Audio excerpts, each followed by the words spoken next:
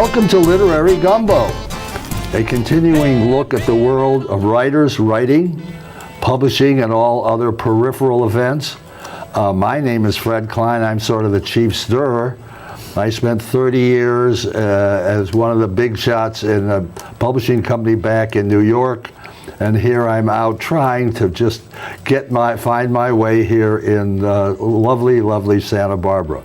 My guest today, as it turns out, is a permanent, or lives in Santa Barbara, and has written some fascinating books that we have to talk about. And we have to talk about him because a most unusual man. Welcome, Rabbi, again, Arthur Gross Schaefer.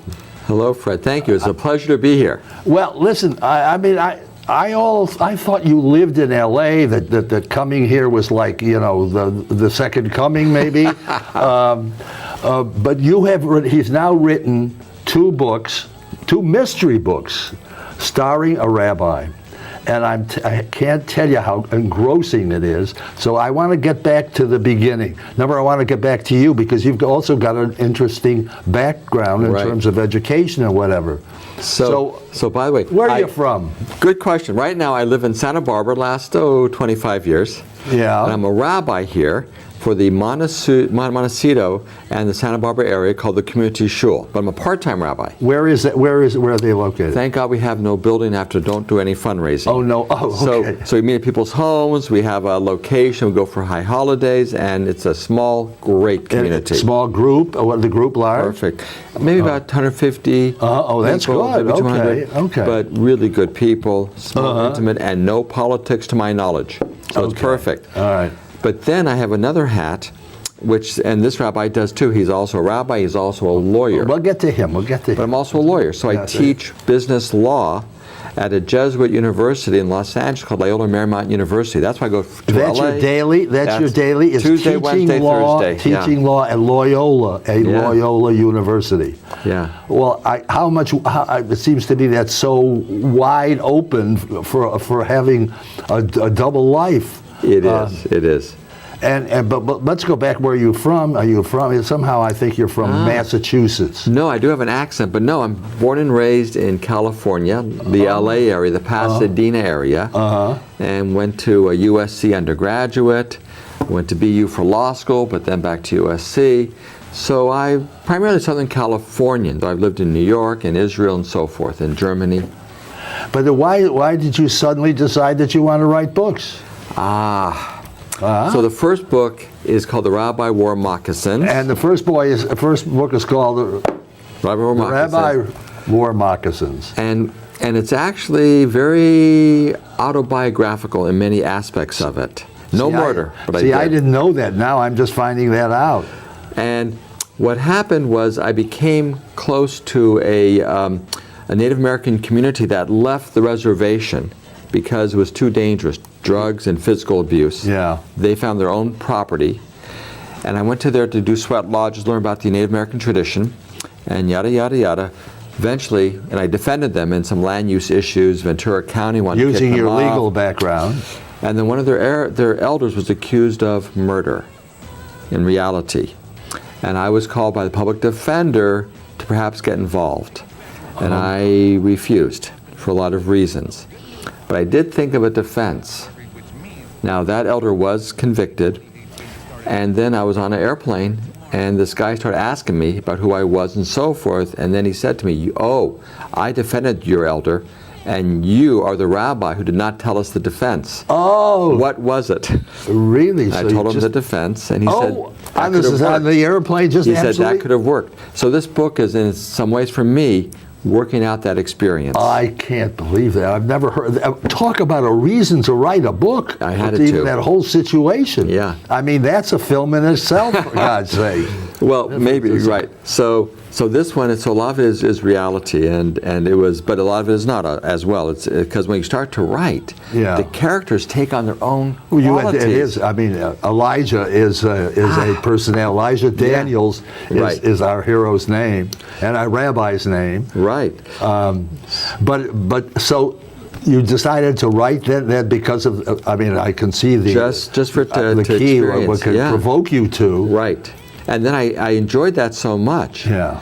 that the second one, and what I did here Yeah, is I wanted to make it educational as well. So the murder is critical, but it's also to respect other religious traditions. I love Judaism. I love other traditions as well. That comes through in the second book too. Yeah, yeah. Go on. Okay. So the second one, I was teaching in Bonn, Germany twice, and so Loyola Marymount has a summer or a study abroad program. So I was the professor. So that's the reason that's the reason for the tour of the 21. Correct. The 21 people. Yeah, but I do it in a way because I wanted to also discuss the issue of evangelical Christianity and Judaism, the anti-Semitism of a major theologian, but is also the major theologian. But we have to go back, and we have to show also the name of the book is The Rabbi Wore a Fedora. There we go. Okay. Yes. But I wanted to go back to the fact that it's a tour also. Yes. The 21 kids. Right. You're sort of the elder host to 21 kids going to key cities in Cologne, Bonn, Paris, Berlin, and over to the Czech Republic. So that you get these kids are all part of what's the name of the New school? Israel, right? New Israel, right? And so they're all very naive and all have little history background. So the reader's going to get not only a history of each one of the locales, but looking at it from a Jewish standpoint, what happened to the Jews in this case, because we are talking about Holocaust areas. But I mean, even to give this example, I want to go BMW. Yes. Talk the BMW story, please. Well, it's actually a true story. I used to drive a BMW convertible. Oh, convertible. Oh, because I have a long drive to teach down to Loyola, so I put the top down, go along the coast. Oh nice no! Ride. And I've always liked convertibles. And the BMW is a very safe car. Yeah, sure. However, wealthy. I did have a bar mitzvah student who said to me, "How can you drive a German car?" Absolutely, I would have asked the question. You know, when with the Holocaust. Right. So it's a very real experience, and I was yelled at one time by a Holocaust survivor. How dare you drive a German car? Right. So the book starts out with that type of a dialogue, and the rabbi doesn't have a good answer, because I didn't in those days have a good answer. And also, the one country I did not want to really visit was Germany. And so a lot of that is true, and the feelings are very strong. There are a lot of people who and do also not go. You're the only rabbi in Bonn at that time, right? When I go to Bonn, and so, I'm sorry, I'm the chief rabbi of Bonn. Bonn, no, so I was the only rabbi. Yes, they do. So that almost in every location, you're getting provocative comments. You're getting history. You're getting travel tips. And you're getting everything all in between those covers. I just think it's absolutely fascinating. But the title is interesting for me because in the sense that the first time I taught in Bonn, I wore my yarmulke pretty much anywhere I wanted to go in Bonn, and also in Cologne, which is north of Bonn. But in Berlin, I was warned it'd be dangerous.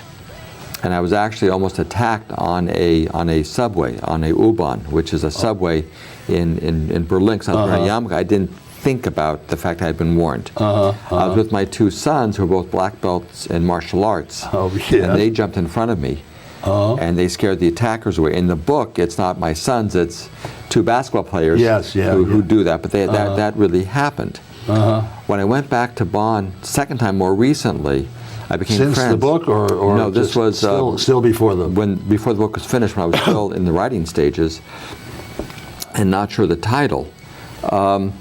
The chief of police of Bonn, we became friends, and he said to me, "You have to wear something. You can't wear a yarmulke. Bonn is now dangerous. Cologne is very dangerous." So things had changed. So the title reflects the need to wear. The fedora rather than a yarmulke. Well, so I always wear a yarmulke with the fedora on top. And when I went to a restaurant, some enclosed place, I would just wear the yarmulke because I wanted to make a statement that I was welcomed. But I also didn't want to risk my students having to protect me. I'd never do that. And so that's what the title came from. Well, it was interesting how you handled the students. Yeah. We don't get to know every one of the 21. But individually, a number of them do become very, very clear, very helpful, getting helpful advice from you.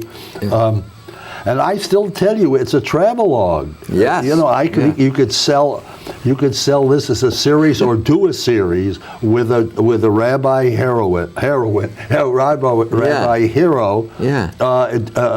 with a travelogue, along with taking a. Iceland. I've always wanted to know about Iceland. That might be interesting, but I think I've never gone to Asia yet. Oh, now where would you like a free trip? Let's start there. Well, the third book I'm working on is now called. Do we have a title? The Rabbi Wore a Collar. A collar. So see, notice it's clothing. So yes, I know. So this is gonna be a collar. Yeah. Because I think it was CHOLER, what does that mean? It's gonna be the collar that's usually worn by a priest. Okay. Oh yes, the collar. Okay. And what that one is based on, it's based on a flashback to 1985 when I went to Nicaragua, just during the Contra Sandinista issue. Yeah. And the Jewish community have been told by the State Department that the Sandinistas were anti-Semitic and deadly to Jews. And my Jesuit friends, because Jesuits were in the government in the Sandinistas at that time, said that's not true. So they wanted me to come down to see a different experience than what the State Department was saying. And I was told by the State Department if I went down there as a rabbi, there's a good chance I would not come back alive or I'd be seriously hurt. And my Jesuit friend said, no, trust us. So I actually went down there as a Jesuit priest. Oh, really?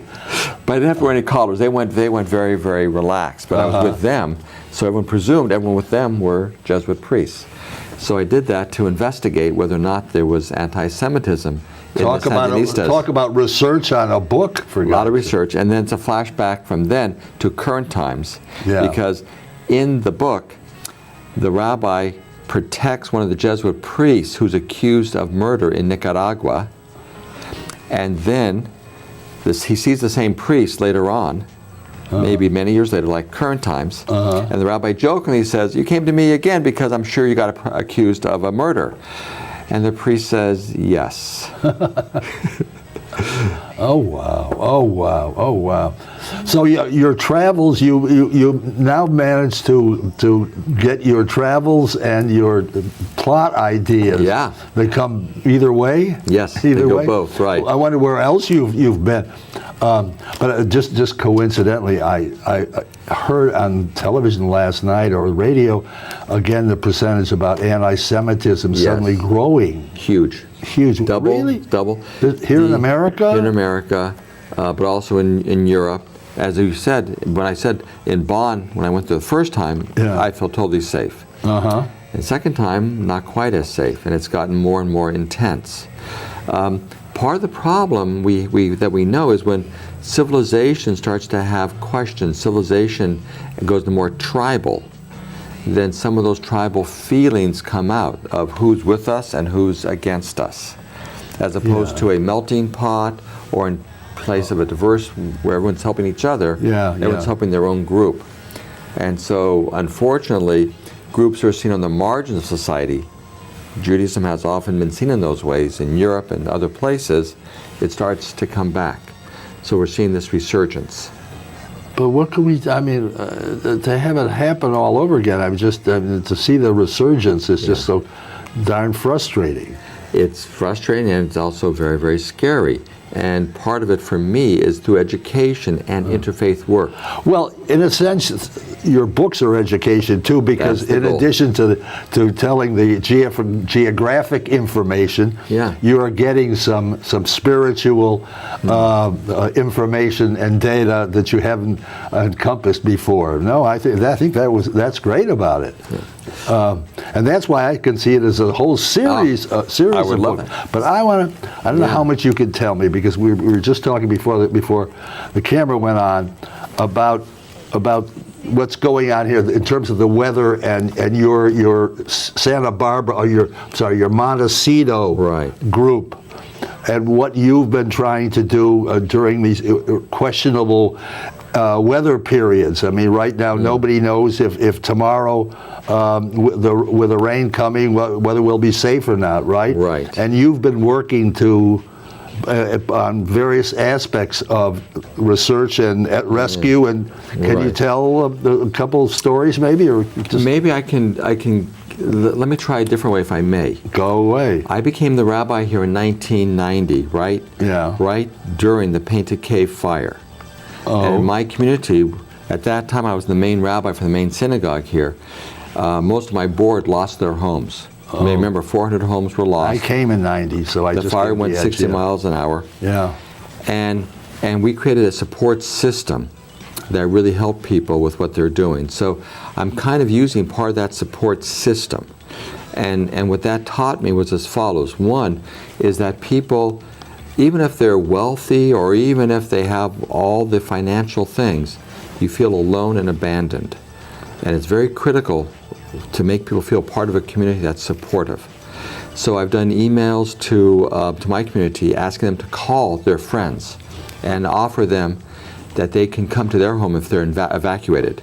To find a place to stay. Because we have a new normal here for the next 3 to 5 years. Do you think that's really, do you think they're overhyping it? I mean, in a sense, I know it's dangerous. What I was told by some of the emergency response people, which you were doing, which I was helping, and I'm a part of the little committee, and looking at that, and they were saying, understand that the mountain came down, part of it, maybe like 20%, but there's still a lot still there, and because of the fires, there's nothing that would really hold them. So it's really fire related that took away the shrubs and the other trees, and now allows it to come down. And for that new shrubbery to grow is 3 to 5 years. That's why they think it would be that long. Because it's so. So whenever there's what they told me, whenever there's a half an inch of rain potential, there's potential for mudslides. And thus, they have to give the warnings to evacuate. I thought it was the amount of time of that. One half an inch every hour. Every hour. Yes. That's the basic structure. Yeah. So this new storm has apparently that potential. But we both know, we get told storms are coming, they don't come. So they have to both be able to give warning. So they gave right now a voluntary evacuation. They're waiting to see when. And it's that some of the people should be alerted at 8 o'clock tonight. There's some who are right, and there's 2 major areas, one where the mudslides were, and then we have another area more in Goleta where there was a former fire. So it's about, and making people feel supportive. It's also about. It's not scaring them. I think it's scaring some. But when they get a call saying that we're here to help you, now they have that type of, they know a place they can go. They know, and my wife made a lot of chicken soup. I made the matzo balls, and we would take it to people when they returned to their homes. And I can't tell you how many people called us and thanked us for the chicken soup. It wasn't the chicken soup, which was great. It was that we said hello. We are there to be supportive of you. And a lot of the churches are doing really amazing things. Now, we didn't have any members who lost their lives. Some of the churches had several, and that's very hard. But also the clergy themselves have to get support. So it's important for Have you been dealing with the clergy while you're here? Yeah, because you're bi-headed in the sense. I'm bi-headed, but between Loyola and Santa Barbara. Right, but I also help with the Clergy Association. We have a great interfaith clergy association. We did something today that. In preparation for something else, but similar. We've been working with the police. I've been working with the police department, and and the new chief of police is wonderful, really, really wonderful. And she assigned one of her very important police officers to work with me, basically. And we've been dealing with issues of race. So we've taken the police and gotten African American, some of the church leaders. David Moore is the person I've been working with, a pastor, to have dialogue. We're going to do that with the Latino community. But then the police department basically said, we need to talk about potential active shooter situations. So that's what happened today. At the Interfaith Clergy came together. So I do a lot of stuff here, though I'm in LA. So he's going to write a lot of more books, but because I still want to go back to your creating the character of Elijah Daniels. Yeah. How did you? Because it takes a lot of thought, it seems to me, because he's got to survive a number of adventures. He's also got to be, well, wide. As far as I was concerned, he's very liberal leaning. But again, somebody who's reading it, give us a couple of key things, places to go. For instance, okay, we're in Bonn. Right. As far as places to travel. Yeah, because I want you to be a travel writer too, among other things, like you need it. Well, I think it's interesting. If I were to look at what places really touched me significantly, Berlin is very interesting. My history of Berlin was, of course, as the center for Nazi Germany. Yeah. And now and there are a lot of Holocaust memorials there that are fascinating. One of the most interesting ones, as an example, is along or on top of all of the streetlights in a particular area, there are interesting signs. Was that the one, the sign that went the wrong way? Well, not just signs that went the wrong way, but they talked to, let's say, they would show something that would remind you of a profession. Let's say it would maybe have a woman with the blinders and with the scales, so you think of law as an example. I'm not sure that's one of them, but that concept. Yeah. And then the backside says Jews could not be in the courtroom and give the date. So it gave all the different things that happened. It was a very interesting artist way to talk about what's going on. In Bonn, Germany, in front of the City Hall, you have embedded in the walkway are like the back spines of a book. And then they had all the books that were banned. For instance, Helen Keller's book was banned. And so all the books that were banned, you saw the spines embedded all over. The spines only. Spines only. And then there's like a top that's locked, and inside is like a large box where once a year they have all those books that are banned, stacked, and they give them to people to read. So you see all these educational things in Berlin, amongst other places, but Berlin has the most. So you see the Holocaust being openly talked about. You go to Austria, not really talked about. You go to Prague, not really talked about. So it's very interesting how a lot of other countries are saying, this was done to us, ignoring that so many of their citizens were involved. Right. And how do you deal with that? So actually in Germany, I was impressed with what they were talking. That they were sort of facing it. And so Prague is a very interesting city because the Jewish community's been there for a very long time. And if you're into mysticism, as I am, there's a concept of the golem, which is this like a Frankenstein type. Yes. And that comes in many ways from Prague.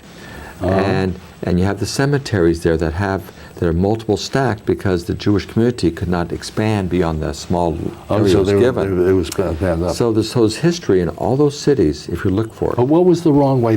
The sign was deliberately wrong the wrong way. That was in Paris.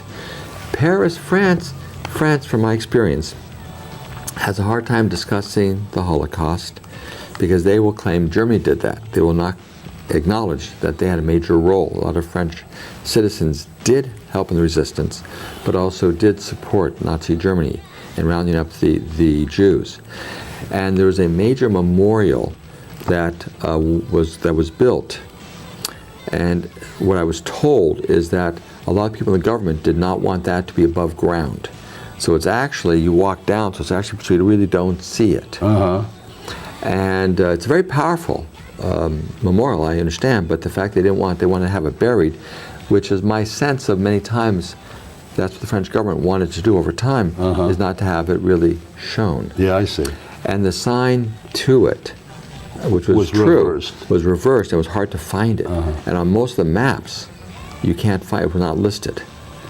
Listen, we've got just about 3 minutes left, and I want you, we have not talked about a body. I mean, there are murder mysteries that we're talking about. There are. In the case of Moccasin, Yes. Tell me quickly. Where's the body with Well, there, the body, unfortunately, all is three shot. murders? Always murders. Always murders. Always murders. Yes. And the elder, just so you know, is the suspect. And the elder confesses.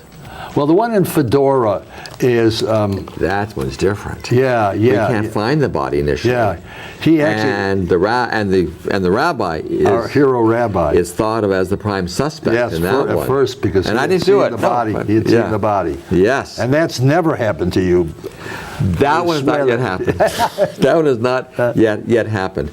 But that was even an oddball. Ultimately, the resolution turns out to be a very odd situation to have had a murder and whatever. And what's interesting about that a little bit, because always little truisms that come in. The rabbi comes across a lot of Jewish cemeteries in the book. And the dollar bill. And the dollar bill. Oh yes. The dollar bill. It's a big clue. It's critical. Yes. It's critical. But it was like cemeteries were calling me. Jewish cemeteries, and I found them in the weirdest places, and I just found them. And I always meant and said the memorial prayer when I found them. And the one where the body is found, we won't say which one it is. Yeah. Actually, what happened was that happened in effect. I was on the subway to a meeting. I got off at the wrong stop. And sometimes I'm very present, sometimes I'm not. This one I said, okay, why did I get off at the wrong stop? And the Jewish Kabbalistic things are not coincidence. So I stopped and I really looked around, and there was a Jewish cemetery. And I really went into it. And that's the cemetery that the body is actually found. But that story was very true. With a dollar bill. With a dollar bill. That is critical to the story. Well, thank you, Rabbi, for coming. I mean, could listen to you all day. So I want to see that third book. And it's going to be called, The Car. What is it? The Rabbi Wore a Collar. Yeah. Wore a collar. Well, listen, but you're currently, we're worrying about the fedoras, and I want that to be very, very successful. Thank you. You got to go more places. It seems to me it's got a wider potential than just here in Santa Barbara and in Loyola, if you're doing anything there. I mean, this whole series is distinctive enough so that I can see it becoming, a major publisher becoming a major situation for you. But for right now, I'm blessed that we're here in Santa Barbara. Yeah, and in between going daytime and Gumbo and a crawfish pie.